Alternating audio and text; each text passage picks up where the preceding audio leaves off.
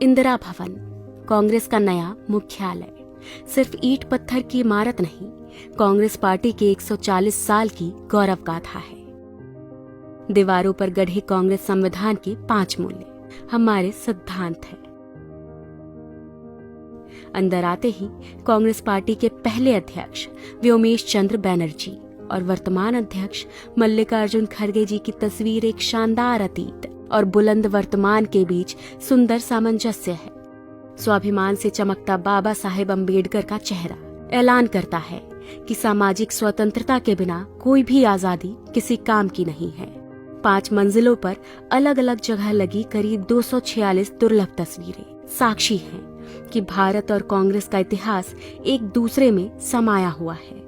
कहीं चर्चिल के घमंड को चकनाचूर कर राउंड टेबल में सच की ताकत के साथ महात्मा गांधी बैठे हैं, कहीं सरदार पटेल और सुभाष चंद्र बोस का स्वाभिमान झलकता है, कहीं रविंद्रनाथ टैगोर और खान अब्दुल गफ्फार खान का राष्ट्रवाद दमकता है।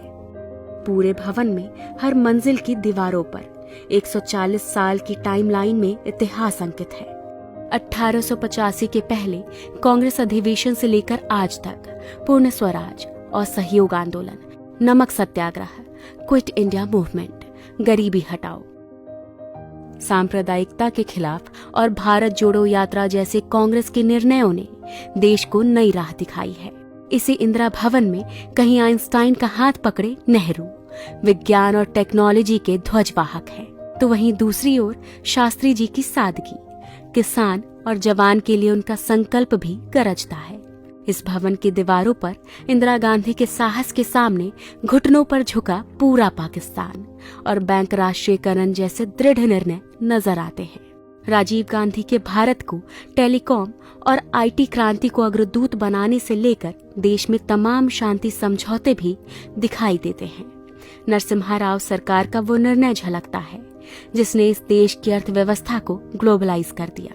सोनिया गांधी जी का त्याग और समर्पण दमक रहा है और यही दीवारें गवाह है कि 2004 में हर प्रोपेगेंडा को ध्वस्त करके सोनिया जी के करिश्माई नेतृत्व ने कांग्रेस को विजय दिलाई थी।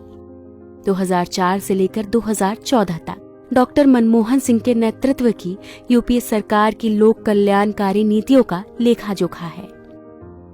यह दीवारें गवाह हैं कैसे सोनिया जी और डॉक्टर साहब ने मिलकर इस देश में सूचना, शिक्षा, मनरेगा और खाद्य सुरक्षा जैसे क्रांतिकारी निर्णय लिए, कैसे नफरत, अराजकता, तानाशाही और भ्रष्टाचार से जूझ रहे 21वीं सदी के भारत को